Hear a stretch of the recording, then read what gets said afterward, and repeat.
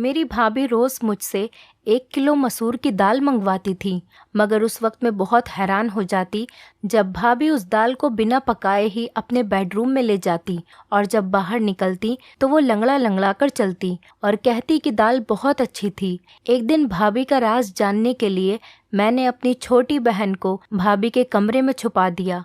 कुछ देर बाद जब बहन लंगड़ाती हुई बाहर निकली तो मेरी जान ही निकल गई। आज शीतल भाभी ने मुझसे 1 किलो मसूर की दाल मंगवाई थी।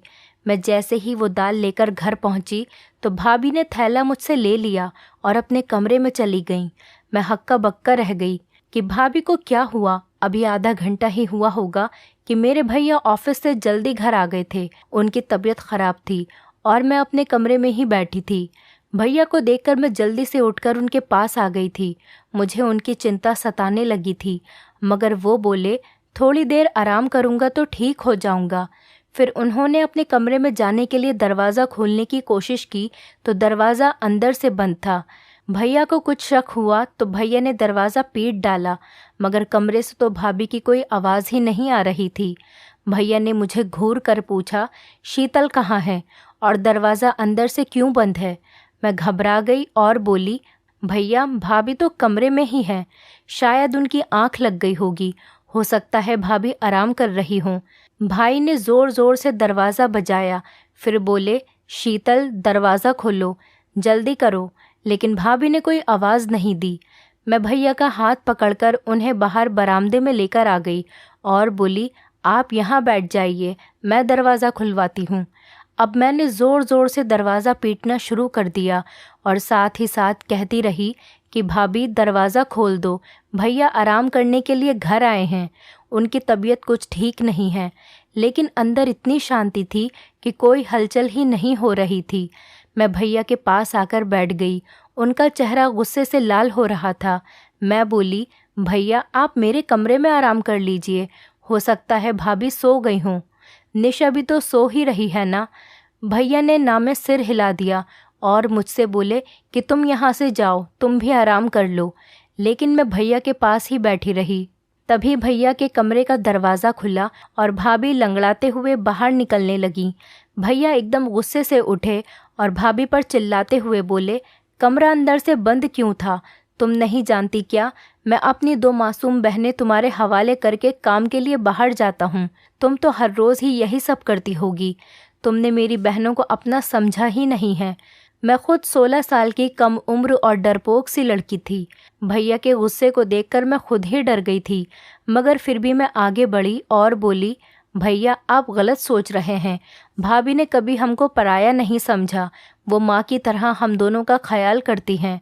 शायद आज भाभी की तबीयत ख़राब हो, इसीलिए वो सो गई होंगी।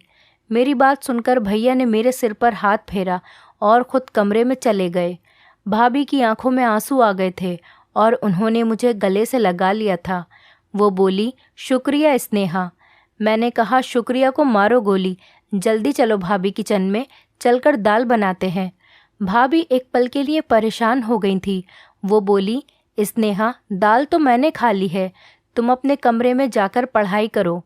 भाभी लंगड़ाते हुए किचन में चली गई थी। मैं हैरान होकर वहीं खड़ी थी कि भाभी ने मुझसे झूठ क्यों बोला कि उन्होंने दाल को खा लिया है, क्योंकि मैंने अपनी आंखों से देखा था कि वो कच्ची दाल अपने कमरे में लेकर गई थी। मैं अपने कमरे में आ गई और पढ़ते पढ़ते ना जाने मेरी कब आंख लग गई थी और फिर सुबह को घबराकर मेरी अचानक से आंख खुली। मेरे साथ साथ निशा भी जाग गई थी और अब हम दोनों किचन में जाकर भाभी की मदद करने लगे। आज भाभी भी मुझे बड़ी बेचैन सी और खोई खोई सी लग रही थी। भैया भी किचन में आ चुके थे। अब भैया भी रिलैक्स लग रहे थे, भाभी से आराम से बातें कर रहे थे। मैंने ये सोचकर ये सब नज़रअंदाज कर दिया था कि ये सब मेरा वहम ही होगा। सुबह मैं जल्दी उठकर कॉलेज के लिए तैयार हो गई और भैया के साथ ही चली गई थी। वो ऑफिस जाते हुए मुझे भी अपने साथ लेकर जाया करते थे। मैं और निशा एक ही कॉलेज में एक साथ पढ़ते थे। उसकी फर्स्ट ईयर के एग्ज़ाम हो चुके थे, इसीलिए उसकी छुट्टियां चल रही थीं, जबकि मैं सेकेंड ईयर में थी और मेरे एग्ज़ाम के लिए अभी 3 महीने बाकी थे। कॉलेज से घर आने के लिए मैं बस में सफ़र करती थी। मैं जैसे ही घर पहुंची तो मुझे लगा ही था जैसे भाभी मेरे इंतज़ार में ही बैठी होंगी। वो मुझे देखकर फ़ौरन ही कहने लगी कि स्नेहा, जल्दी से यूनिफॉर्म बदल लो और मुझे 1 किलो मसूर की दाल लाकर दे दो। फिर वो अपने कमरे से पैसे लेने के लिए चली गई थी। भाभी की लंगड़ाहट भी ख़त्म हो चुकी थी। मैं जल्दी से मुंह हाथ धोकर भाभी के पास आ गई थी। मैं शीतल भाभी से पैसे लेकर 1 किलो मसूर दाल लेकर आई थी। आज मैंने भाभी को थैला पकड़ाते हुए कहा, भाभी आज प्लीज़ दाल चावल बना लीजिएगा। मेरी भाभी के चेहरे का रंग एक पल के लिए फीका पड़ गया था। फिर उन्होंने हाँ में सिर हिला दिया और दाल अपने कमरे में लेकर चली गईं। मुझे एकदम से अजीब सा लगा था कि ऐसा कैसे हो सकता है कि कच्ची दाल अपने कमरे में कौन लेकर जाता है। फिर मैं यही सब सोचती हुई अपने कमरे में आ गई थी और पढ़ने लगी। शाम के वक्त भैया ऑफिस से आए तो मेरे और निशा के लिए खाने पीने का सामान लेकर आए थे। भैया की आवाज़ सुनकर भाभी भी अपने कमरे से निकल कर आ गई और वो लंगड़ाकर चल रही थी। मैं हैरान रह गई कि पहले तो भाभी के पैर की लंगड़ाहट ख़त्म हो गई थी, अब दोबारा वो क्यों लंगड़ा रही हैं। मुझे भाभी पर शक हुआ, कहीं भैया को दिखाने के लिए नाटक तो नहीं करती। लेकिन जब मैंने भाभी के चेहरे की तरफ देखा तो साफ साफ पता चल रहा था कि वो बड़ी तकलीफ़ में हैं। मैंने अपनी सोच को फ़ौरन बदला और भाभी के पास गई और उनसे पूछने लगी कि उनके पैर में क्या हुआ है, तो वो चुप हो गई थी। भैया को बड़ी भूख लगी थी, इसलिए भाभी फटाफट किचन में चली गई थी और मैं अक्सर किचन में भाभी को मदद करती थी। आज भी मैं उनकी मदद के लिए किचन में चली गई। मैंने कहा, भाभी दाल चावल के बारे में सोच सोचकर बड़ी भूख लग रही है। भाभी ने मेरी तरफ बड़ी अजीब सी नज़रों से देखा था। भाभी कहने लगी, आज तो मैंने घर में आलू की सब्ज़ी बनाई है, दाल तो मैं कब का खा गई, बहुत ही अच्छी दाल थी। ये सुनकर मैं हक्का बक्का रह गई थी। एकदम ही मेरा दिल भर आया और मैं सब कुछ छोड़ छाड़ कर अपने कमरे में आ गई थी। मैं अपनी सोचों में गुम थी, लेकिन निशा को देखकर मैं एकदम से चौंक गई थी, क्योंकि वो अपनी पुरानी फर्स्ट ईयर की किताब खोलकर बैठी थी। मैंने उससे कहा कि जब पढ़ने के दिन थे तब तो तूने पढ़ाई से जान बचा ली, अब क्या फ़ायदा इस पढ़ाई का। मैंने निशा से किताबें छीनने के लिए हाथ आगे किया तो उसने मेरा हाथ झटक दिया था और एकदम गुस्से से बोली, कभी तो मेरी जान बख्श दिया करो, हर वक्त मेरी माँ बनने की कोशिश मत किया करो। आप सिर्फ मुझसे 2 साल बड़ी हैं, 20 साल नहीं, जो मेरे हर मामले में टांग अड़ाती फिरती है। मुझे निशा से इस तरह के बर्ताव की बिल्कुल भी उम्मीद नहीं थी। निशा ने तो कभी मेरे साथ इस तरह की बात नहीं की थी। मैं उसे छोड़कर भैया के पास आकर बैठ गई थी। भैया मुझसे पढ़ाई के बारे में पूछने लगे, जबकि मेरा सारा ध्यान भाभी की टांग पर था। वो भैया के सामने आने का टाल रही थी और बहुत मुश्किल से कोशिश कर रही थी कि वो लंगड़ाकर न चले। भैया ने मुझे जब यूँ सोच में गुमसुम पाया तो परेशानी की वजह पूछने लगे। मैंने बिना कुछ सोचे समझे ही भैया को बता दिया कि निशा ने मेरे साथ बदतमीज़ी की है। भाई ये बात सुनकर हैरान हो गए थे। फिर उन्होंने निशा को आवाज़ देकर बाहर बुलाया और बोले कि तुम हर वक्त कमरे में क्यों घुसी रहती हो, बाहर आकर हम सबके साथ क्यों नहीं बैठती। भैया के शब्द अभी मुंह में ही थे कि निशा ने ज़ोर ज़ोर से रोना शुरू कर दिया था। वो बोली, पिताजी खुद तो इस दुनिया से चले गए, लेकिन मुझे दर दर की ठोकरें खाने के लिए छोड़ गए। भैया कहता है कमरे में मत बैठो, भाभी कहती हैं घर के कामों में हाथ बटाओ, जबकि मेरी बहन तो मेरी दुश्मन ही बनी हुई है। भैया निशा की हालत देखकर हैरान रह गए थे। फिर भैया उठे और निशा को गले लगाकर प्यार करने लगे और बोले, निशा तुम जानती हो कि मैंने तुम्हें कभी भी अपनी बहन नहीं समझा, हमेशा अपनी बेटी ही समझा है, फिर तुम इस तरह की बातें क्यों सोचने लगी हो। निशा कुछ भी बोले बिना सिर्फ रोती चली जा रही थी। हम सब भी परेशान हो गए थे। फिर अचानक ही उसने अपने आंसू पोंछ लिए और हमसे माफ़ी मांगकर कमरे में चली गई थी। भैया ने भाभी को आवाज़ देकर बुलाया और बोले, शीतल आजकल निशा घर में ही होती है, ये इतनी चिड़चिड़ी क्यों हो गई है। भाभी का चेहरा एकदम ही सफ़ेद पड़ चुका था, वो बड़ी डरी हुई लग रही थी। वो बोली, सुनील निशा हर वक्त कमरे में ही बैठी रहती है, इसलिए मैंने 1-2 बार उसे बोला था कि घर के कामकाज में थोड़ी मेरी मदद कर दिया करो, इस तरह से तुम बोर भी नहीं होगी। शायद उसे मेरी बात बुरी लगी होगी। भैया कुछ सोचने लगे थे।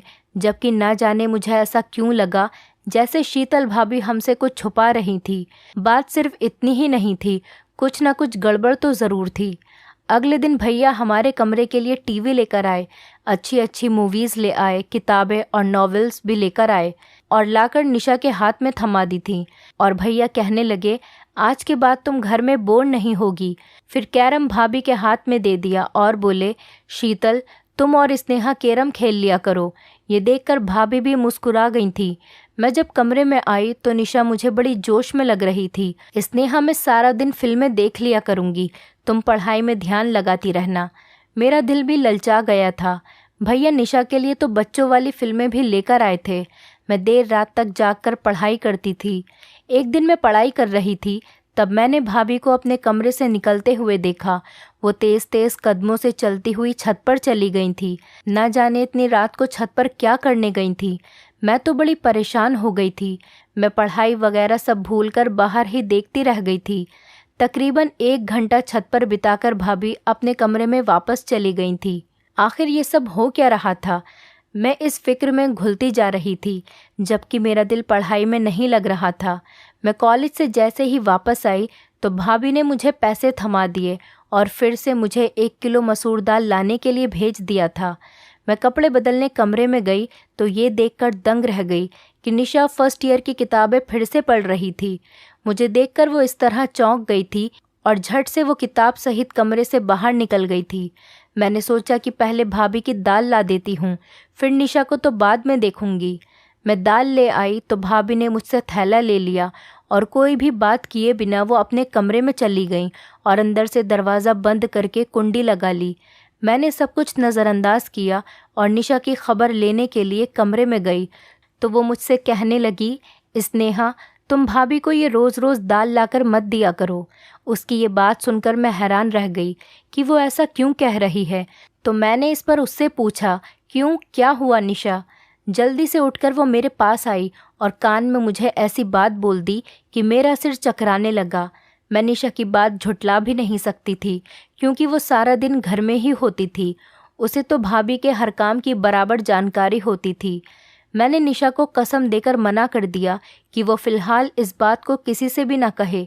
मैं खुद इस सारे मामले की तहकीकात करूँगी, फिर सच सामने आ जाने के बाद ही कुछ फ़ैसला करेंगे। मैं पढ़ने बैठ गई तो निशा टेरेस पर चली गई थी। पढ़ाई में मेरा दिल बिल्कुल भी नहीं लग रहा था। मैं निशा और भाभी की वजह से बहुत परेशान थी। ये दोनों ही बड़ी अजीब अजीब सी हरकतें कर रही थी। मैं अपनी सोचों में गुम थी कि तभी भाभी कमरे से बाहर निकल आई और वो लंगड़ाते हुए चल रही थी। मुझे दाल में कुछ काला लग रहा था। मैंने भाभी से कहा, भाभी दाल कहाँ गई? तो भाभी बोली कि वो तो मैंने खा ली, बड़ी ही अच्छी दाल थी। तो ये सुनकर मैं चुप हो गई और फिर भाभी लंगड़ा लंगड़ा कर चलती हुई घर के काम कर रही थी। तब अचानक मुड़कर बोली, निशा कहाँ है? तो मैंने उन्हें बताया कि वो छत पर गई है।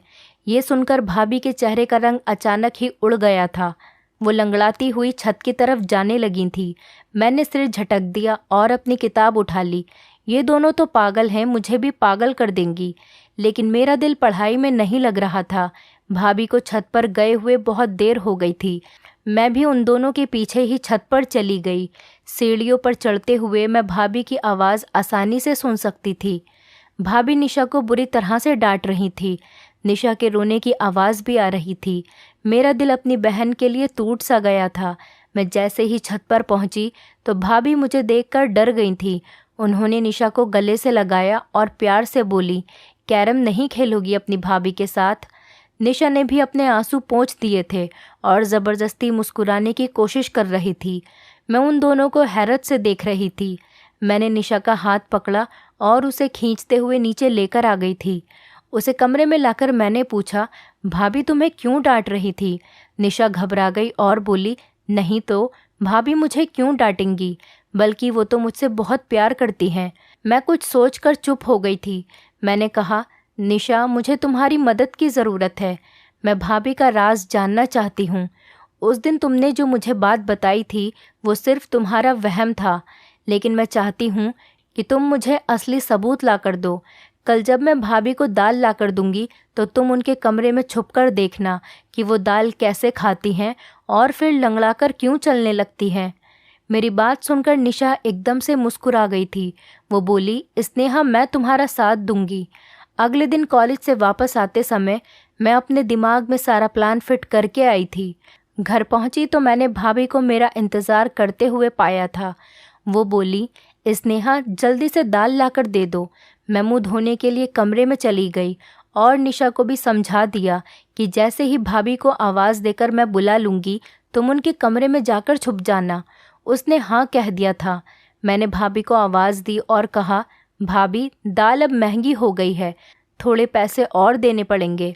भाभी मुस्कुराकर बोली, तो फिर क्या हुआ, मैं अभी लाकर देती हूँ पैसे।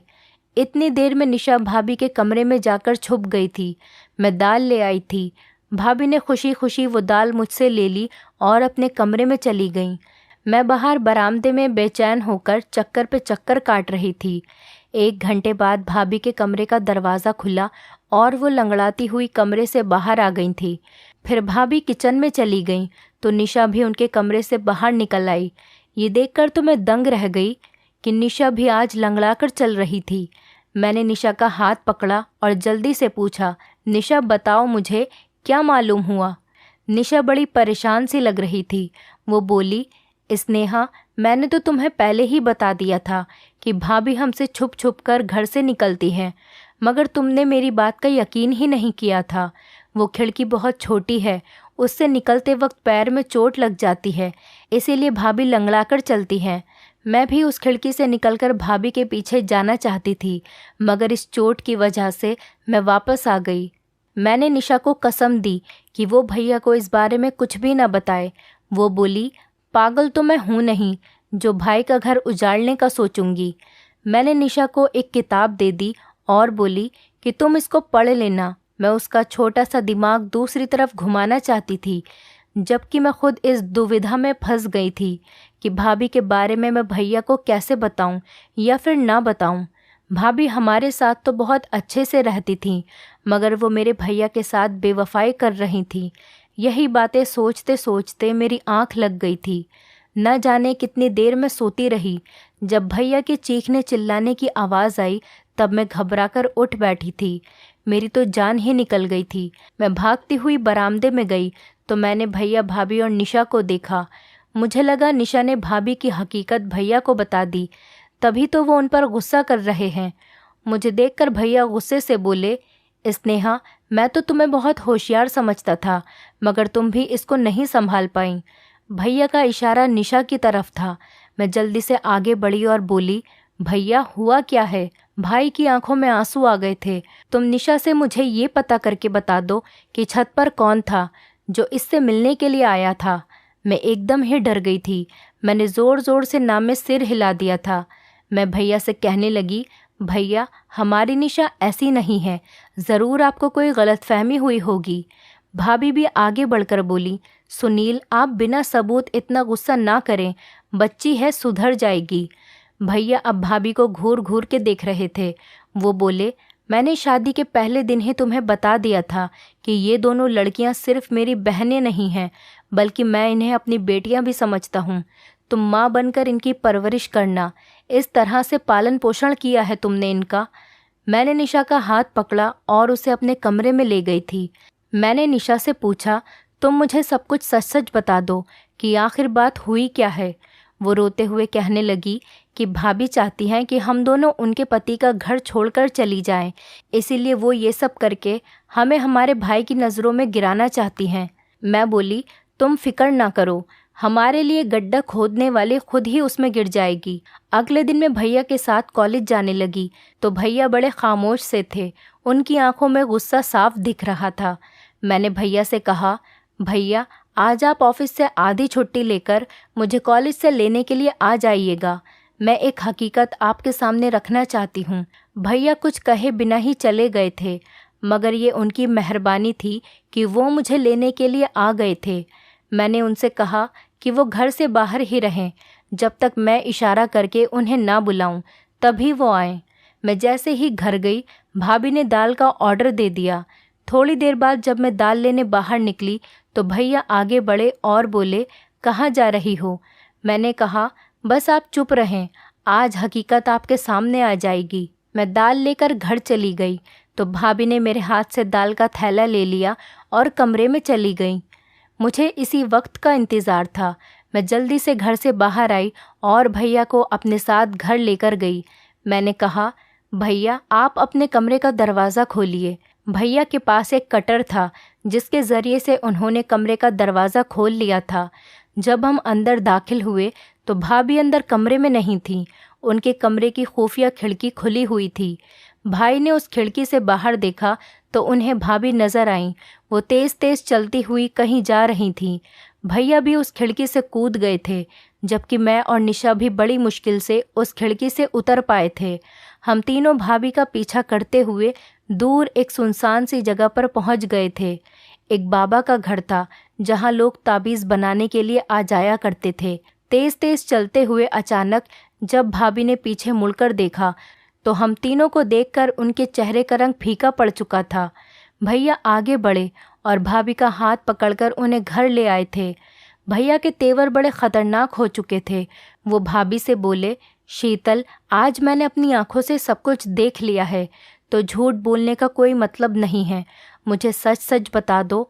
तब भाभी बोली, सुनील, भगवान जानता है मैंने आपकी इन दोनों बहनों को अपनी बेटियों की तरह ही समझा है, मगर इनकी वजह से आप मुझ पर शक करते कि मैं इनका ख्याल नहीं रखती। इनकी वजह से आप मुझे 2 शब्द भी सुना देते थे। तब मुझे ये वहम हो गया था, शायद आप मुझसे प्यार नहीं करते।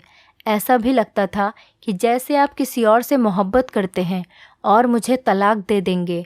मैंने अपनी बड़ी बहन से इसके बारे में बात की तो वो कहने लगी, एक साधु बाबा है जिनका मंत्र बहुत शक्तिशाली है, उससे पति मुट्ठी में आ जाता है, इसीलिए मैं आप सबसे छुपकर उनकी सभा में जाने लगी थी।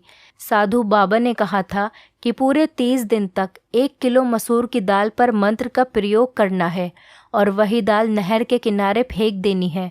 मुझे ये सब करते हुए पूरे 25 दिन हो चुके थे। मैं आप दोनों के जाने के बाद उसी मंत्र का पाठ करती थी, जिसकी वजह से निशा पर ध्यान न रख सकी। मुझसे चूक हो गई। निशा अपने ही इलाके के आवारा लड़के रवि से मोहब्बत कर बैठी और इनके दरमियान चिट्ठी और ख़त का सिलसिला शुरू हो चुका था। मुझे निशा पर शक हुआ, इसीलिए मैं आधी रात को उठकर छत पर चली गई। तब मुझे रवि का ख़त नज़र आया। उसमें उसने निशा की बहुत तारीफ़ करी थी। मैंने वो ख़त निशा को दिखाते हुए कहा कि मैं तुम्हारी हकीकत तुम्हारे भैया को बता दूंगी, इसीलिए समय के रहते सुधर जाओ। मगर निशा तो मुझे ही अपना दुश्मन समझने लगी थी। मैं ये ठान चुकी थी कि 30 दिन बाद ये प्रक्रिया पूरी हो जाएगी और मेरी मन्नत भी। इसके बाद मैं निशा से सख्ती से पेश आऊँगी, मगर ये व्रत पूरा होने से पहले ही आप मेरा राज जान चुके हैं। मैं आपसे माफ़ी चाहती हूँ कि मैं निशा का ख्याल नहीं रख पाई। मैंने निशा की तरफ देखा तो वो शर्म के मारे सिर झुकाकर खड़ी थी। भैया ने आगे बढ़कर निशा के सिर पर हाथ रख दिया और बोले, बेटा, अगर रवि अच्छा लड़का होता तो मैं उसकी शादी तुम्हारे साथ खुद करवा देता, मगर वो बहुत बुरा इंसान है। इलाके की हर लड़की के ऊपर उसकी नज़र है। निशा रोने लगी और बोली, भैया, घर में सूनापन और अकेलापन था, इसकी वजह से मैं इस गलत राह पर चल बैठी, वरना मुझे रवि में कोई दिलचस्पी नहीं है। भैया मुस्कुरा दिए थे। उनके सर से भारी बोझ उतर गया था। फिर उन्होंने हम दोनों को कमरे में भेज दिया था। यकीनन अब भाभी की खबर लेने वाले थे। वो भाभी को हमारे सामने कभी नहीं डांटते थे। मैंने कहा, भैया आप भाभी को कुछ मत कहना, वो हमारी माँ जैसी है। भाभी रोते हुए हम दोनों बहनों के गले लग गईं और एक बार फिर हमारे घर में प्यार का खुशनुमा माहौल बन चुका था। दोस्तों, उम्मीद करती हूँ आपको हमारी कहानी पसंद आई होगी। कहानी पसंद आई है तो वीडियो को लाइक करें, चैनल पर नए हैं तो चैनल को सब्सक्राइब करें और हाँ, नोटिफिकेशन बेल को ज़रूर दबाएं ताकि अगली अपडेट सबसे पहले आपको मिले।